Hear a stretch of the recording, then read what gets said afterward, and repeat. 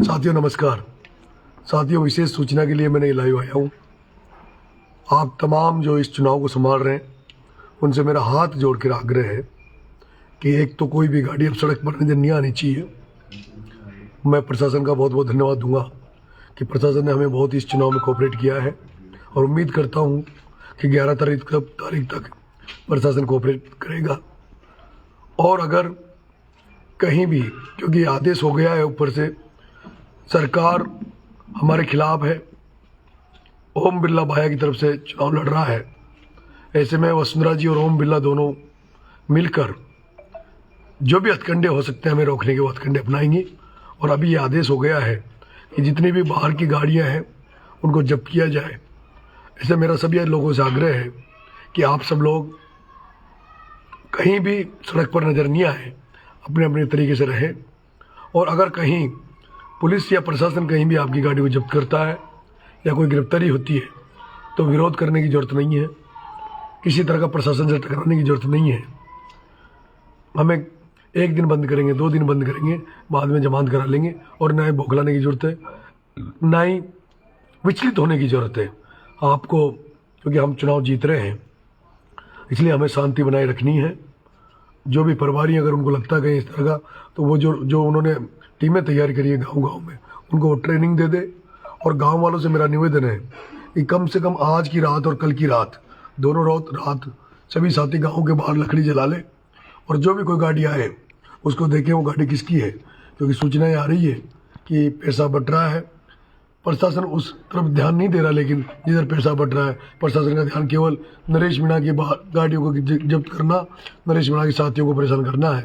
लेकिन आज एक गाड़ी जिसमें बहुत सारा पैसा था, उस गाड़ी में अचानक से आग लग जाती है और उसके बाद वो ड्राइवर बच के बाहर आता है और वो पैसों की गड्डियों को बाहर फेंकता है।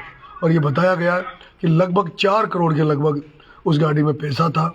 मैं पूछना चाहता हूँ, ये पैसा किसका था, ये पैसा कहाँ से आया, किसके लिए आया? प्रशासन को, मैं आईजी साहब को, एसपी साहब को, कलेक्टर साहब को 12 से निवेदन करूंगा कि इन गाड़ियों को जिनमें पैसा आया है या जो अभी तक 21 करोड़ पहले पकड़े जा चुके हैं उनको कम से कम सार्वजनिक करे, बताए कि ये पैसा किसका था और किस लिए आया जा रहा था।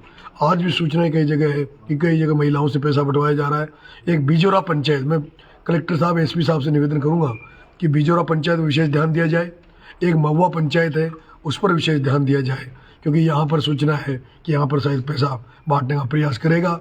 और मेरा ये निवेदन है जनता से कि प्रमोद भाया के वही वोट आने चाहिए जिन्होंने पैसा लिया है, क्योंकि पैसा दिया जा रहा है।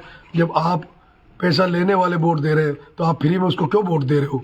आप भी, मेरा तो ये मन है कि सारे लोग द्वारका होटल चले जाओ जिनको पैसा चाहिए, या और लेना भी चाहिए, क्योंकि ये पैसा प्रमोद जन भाया ने कोई हल चला के, कुड़ी चला के या खेती करके नहीं कमाए।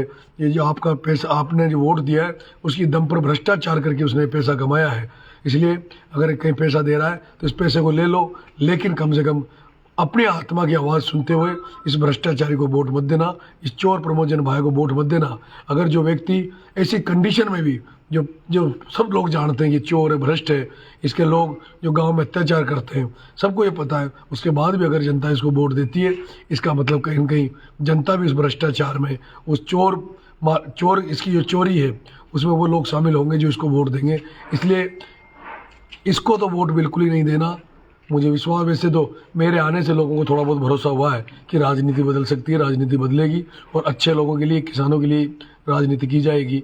आप तमाम लोगों से निवेदन है, परसों तक 11 तारीख तक अलर्ट मोड पे रहे। और मेरा जिन्होंने स्वागत किया, चाहे हाथी पर किया, चाहे ऊँट पर किया, चाहे घोड़ी पर बिठा कर किया, चाहे डीजे बजा कर किया, चाहे फूल मालाएं पहना कर किया, चाहे मेरे को सेब से तोला, चाहे केले से तोला, चाहे गन्ने से तोला, चाहे खीर से तोला, चाहे दूध से तोला, उन लोगों ने जिन्होंने खून से मुझे तोला, उन तमाम गांव वालों से जिन्होंने मुझे कहीं न कहीं माला पहनाई है गले में, कहीं न कहीं मुझे मेरे साथ उन्होंने जुलूस में शामिल होकर गांव में मेरा स्वागत किया है, उन लोगों ने जिन्होंने मुझे भरोसा दिया है, उन सर्व समाज के लोग जो मेरे मंच पर आकर मुझे आशीर्वाद दे रहे थे, आप तमाम लोगों से मैं एक विशेष अपील कर रहा हूँ, निवेदन कर रहा हूँ कि 11 तारीख को जब वोट डले तो वोट डले जब से लेकर और वोट जब तक डले तब तक आपको पोलिंग बूथ पर एक दिन का समय निकाल के 11 तारीख को पोलिंग बूथ पर रहना है। मेरा माता बहनों से भी निवेदन है कि सारी माता बहनें जब वो वोट देने जाए तो वोट देकर घर नहीं आए, वो कुछ देर वहाँ रुके और जो भी आप लोग गीत गाती हो वोटों के समय कि वोटा की बराबर माँ चीरे माँ थारा ही देगा वोट, माँ नरेश का देगा वोट, इस तरह के गीत दिन भर वहाँ बूथ पे चलते रहे। क्योंकि अगर जो बूथ लेवल पे जो हमारी टीमें रहेगी, टेबल लगी रहेगी, अगर वहाँ हमारी अच्छी संख्या दिखेगी तो उससे भी एक माहौल बनता है कि लोग नरेश के साथ हैं और 5-10% वोट उस समय बढ़ेंगे। इसलिए तमाम लोगों से, तमाम गांव वालों से, तमाम जो लोग मेरे साथ इस चुनाव में मेहनत करी है, जिन्होंने पसीना बहाया है, उस पसीने का अंतिम समय आ गया कि 2 दिन का समय बचा है। लेकिन 11 तारीख को विशेष रूप से आपसे हाथ जोड़ के निवेदन है कि मेहनत करने का 11 तारीख मेन दिन है। उस दिन आप थोड़ा सा खेती बाड़ी से समय निकाल के, क्योंकि खेती बाड़ी का समय आ गया, तो आप बूथ पर जहाँ वोट डलें वहाँ पूरी संख्या में रहें। मैं प्रत्येक बूथ पर आपसे मिलने आऊँगा। सुबह सोरसण माता जी के 11 तारीख को दर्शन करूँगा, उसके बाद सोरसण माता जी से रवाना होकर प्रत्येक बूथ पर जाने का प्रयास करूँगा। पूरी विधानसभा में एक एक बूथ पे जाऊँगा और सभी लोगों से वहाँ मिलूँगा। अब मुझे उम्मीद है आप बूथ भी संभालेंगे, मैनेजमेंट भी संभालेंगे और मुझे ज़्यादा से ज़्यादा वोट देकर चुनाव जिताएंगे। बेटी कौन चुनाव जीतेगा? कौन जीतेगा? नाम बोलो। है नरेश मीणा। चुनाव कौन जीतेगा? आपका क्या नाम है? ईदू धाकड़। ईदू धाकड़। कौन सा गांव है ये अपना? कौन सा गांव है? कौन सा गांव है? रातड़िया। तेरे दादू का नाम क्या है? बड़े पापा का नाम बताओ। बिरदीलाल जी मालव। बद्रीलाल जी मालव। और पापा का नाम? मनीष। पूरा नाम बताओ ना, क्या नाम है? मनीष। और मम्मी का? दीपिका। और मामा कहाँ है तेरे? अंता। तूने मामा को बोला मेरे लिए वोट देने के लिए? है? बोला? अरे वाह। किसको वोट दिलाएगी? अरे वाह, धन्यवाद। बोलो जयकारा लगा दो, एक नारा लगा दो बेटी। नारा लगा दो एक। नारा लगा दो, नरेश मीणा जिंदाबाद। जोर से लगाओ। जोर से बोलो। जोर से लगाओ बेटी। पैसे दूंगा, चॉकलेट दूंगा। ऐसा नहीं है, एक बार लगाओ। देखो टीवी पे देखो, उधर देखो, लगा दो एक बार लगा। वो मम्मी बोल रही तुम्हारी। हाँ एक बार, जैसे इंकलाब जिंदाबाद। अंदर लगा रही थी, हाँ लगा दो। वो देखो टीवी में बहुत लोग देख रहे हैं, तेरे को हजारों लोग। उसी तरह जयकारा लगा। एक बार लगा, नरेश मीणा जिंदाबाद।